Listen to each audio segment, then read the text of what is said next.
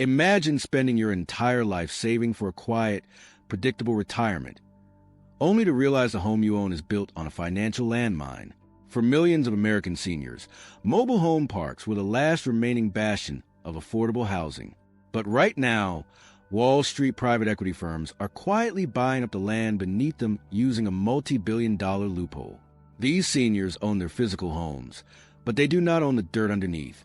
And that single structural flaw is about to turn their American dream into an inescapable trap. The illusion of the affordable safe haven.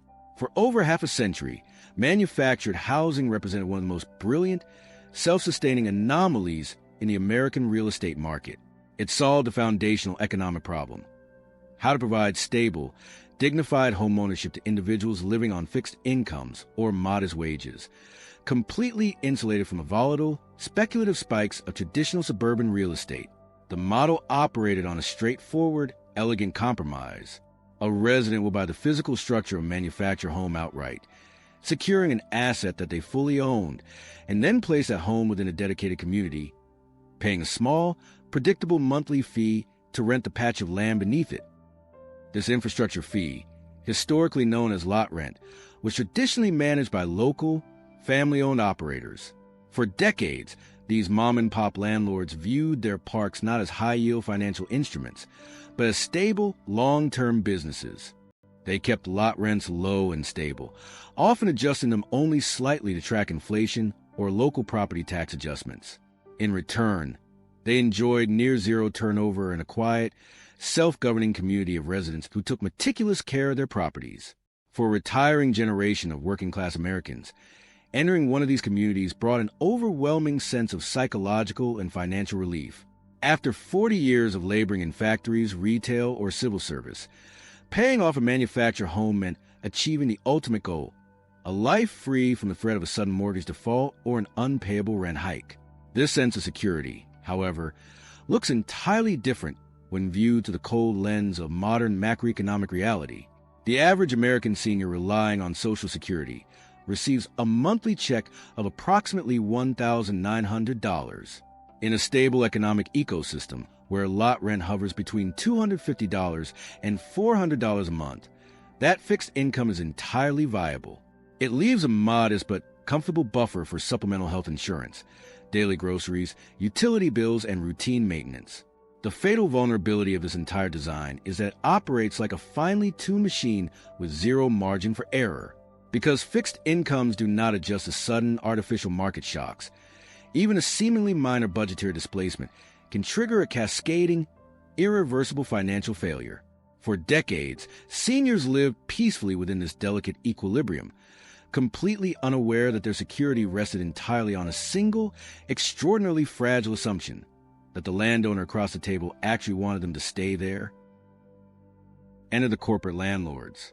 Following the global financial crisis of 2008, massive institutional investment firms and private equity groups found themselves awash in cheap capital and desperate for new, untapped asset classes that could yield high, predictable returns.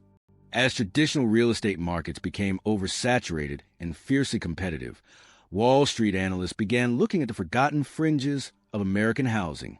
What they discovered was an industry that was highly fragmented, severely undervalued, and completely unprotected by modern tenant legislation. Mobile home parks across the United States were overwhelmingly held by independent, aging owners who had no institutional backing and no desire to scale their operations. To a private equity firm, this fragmentation looked like an unprecedented consolidation opportunity. Institutional giants began quietly sweeping through states like Florida, buying up thousands of family-owned parks and consolidating them under vast, corporate property management umbrellas. By eliminating local competition and centralizing control, these firms effectively created regional monopolies over the low-income housing supply. To understand why Wall Street fell in love with these communities, one must look past the public relations language of property optimization and examine the stark, mathematical prose found inside investor pitch decks. In these confidential presentations, corporate analysts frequently use a deeply clinical phrase to describe the elderly residents of manufactured housing. They are explicitly labeled as sticky tenants. In traditional apartment complexes, a landlord is structurally restrained from raising rents too aggressively because a dissatisfied tenant can simply pack their belongings into a moving truck over a weekend and sign a lease across town. Apartment tenants are fluid. They can react to market pressures by fleeing. Manufactured housing residents, conversely, possess virtually zero mobility. They are anchored to the land by the physical weight of the very homes they own. Corporate landlords realized that they had stumbled into an investor's paradise, a captive customer base that cannot leave, cannot boycott, and cannot negotiate. This structural paralysis transforms a vulnerable senior population into a guaranteed, highly lucrative, and completely recession-proof revenue stream, allowing institutional funds to project double-digit returns to their sovereign wealth partners and billionaire investors. The hostage math of lot rent. The fundamental flaw of the mobile home model lies in its asymmetric division of property ownership. When an individual purchases a traditional single-family home, they acquire both the structure and the underlying land parcel as a unified asset. In a corporate-owned mobile home park, the resident is trapped in a permanent state of dual identity. They are a proud homeowner, yet they are simultaneously a completely exposed tenant. The moment a private equity firm assumes ownership of a park, the corporate playbook is initiated with mathematical precision. The historical relationship between the landlord and the community is instantly severed, replaced by automated billing portals and out-of-state corporate offices. Almost immediately, residents receive certified notices announcing sweeping escalations in their monthly lot rent. Across the country, corporate acquisitions are routinely followed by rent hikes of 40%, 70%, or, in the most predatory instances, more than 100%. What makes these increases so structurally unjust is that they are completely uncoupled from any capital improvement or added value. The private equity firm does not pave the cracked asphalt roads, they do not upgrade the aging sewer lines, and they do not hire security to monitor the premises. Instead, they cut maintenance budgets to the absolute bone to artificially inflate their net operating income, all while demanding double price for the exact same patch of dirt. For a senior living on a fixed $1,900 Social Security check, the introduction of this hostage math completely upends the logic of survival. When lot rent suddenly jumps from an affordable $400 to an extortionate $900 a month, nearly half of their entire monthly income is instantly vaporized just to retain the right to let their home sit on the ground. This artificial inflation forces residents into a series of agonizing, subhuman daily trade-offs. It means sitting at a kitchen table with a calculator, deliberately deciding which life-saving prescription cardiovascular medication to ration, which meals to skip, or whether to turn off the air conditioning during the brutal height of a southern summer just to prevent an eviction notice.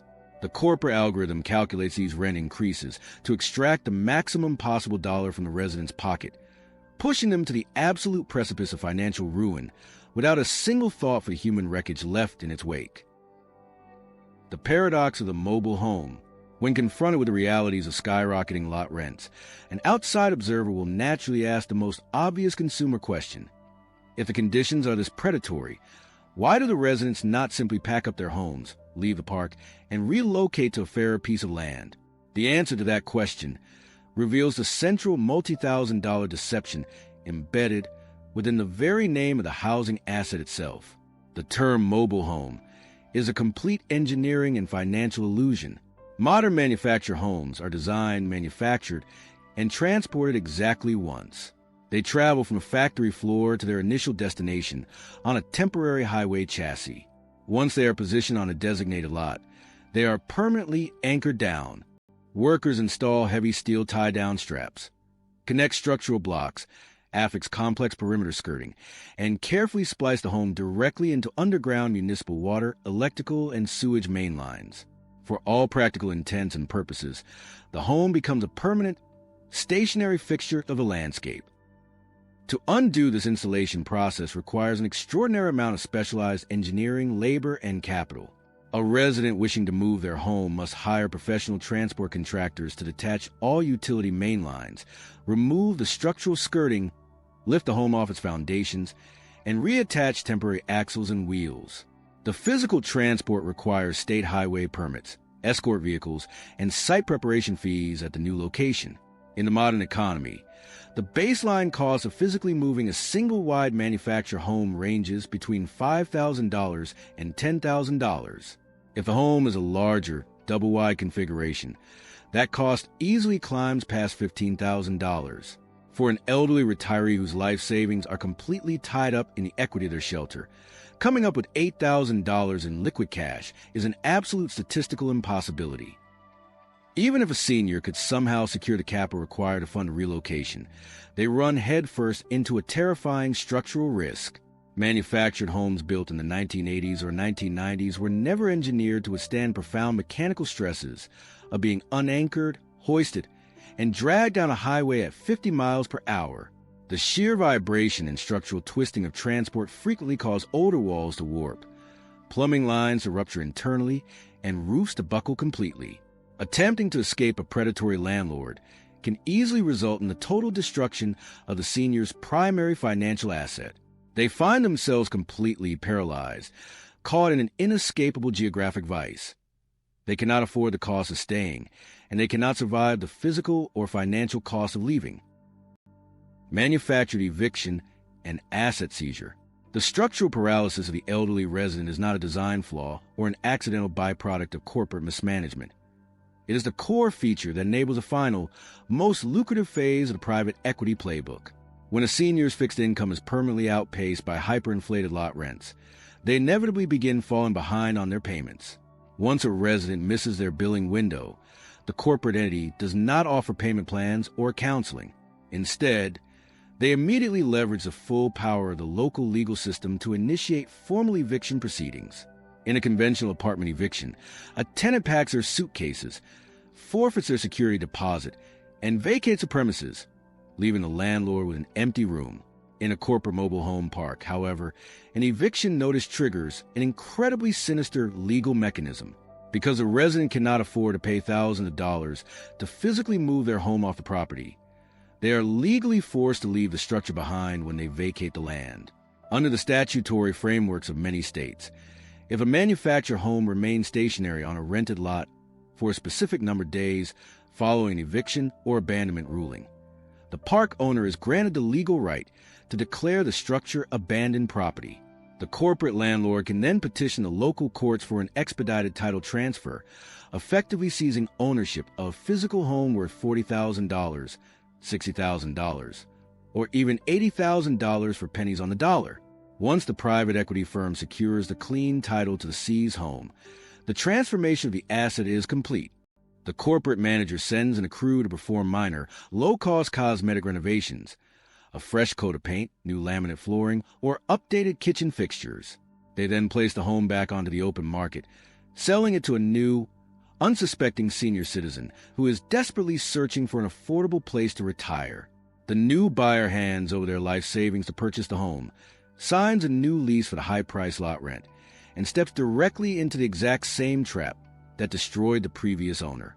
This cycle represents the total, systematic liquidation of working-class generational wealth, taking the hard-earned equity of American workers and transferring it cleanly into portfolios of billionaire institutional investors. Ground Zero, the collapse of Florida's golden years. While this predatory extraction architecture is spreading across the entire American landscape, the state of Florida has emerged as the undisputed ground zero for crisis. For decades, Florida was romanticized as the ultimate destination for the American dream of retirement, drawing millions of older workers with the promise of warm weather, low taxes, and a vast network of affordable, coastal manufactured housing communities. Today, that dream is collapsing under the weight of an unregulated real estate gold rush. Florida currently holds one of the highest concentrations of manufactured housing communities in the nation, making it the primary target for institutional capital. The catastrophic situation in Florida is driven by a perfect storm of demographic vulnerability and a heavily pro-landlord legislative environment. The state lacks any meaningful form of commercial or residential rent control, leaving mobile home park owners completely free to raise lot rents by any percentage they desire at any time, provided they issue a standard notice. Furthermore, the legal defense resources available to low-income seniors are severely underfunded, meaning corporate legal teams can push evictions through the court system with minimal friction.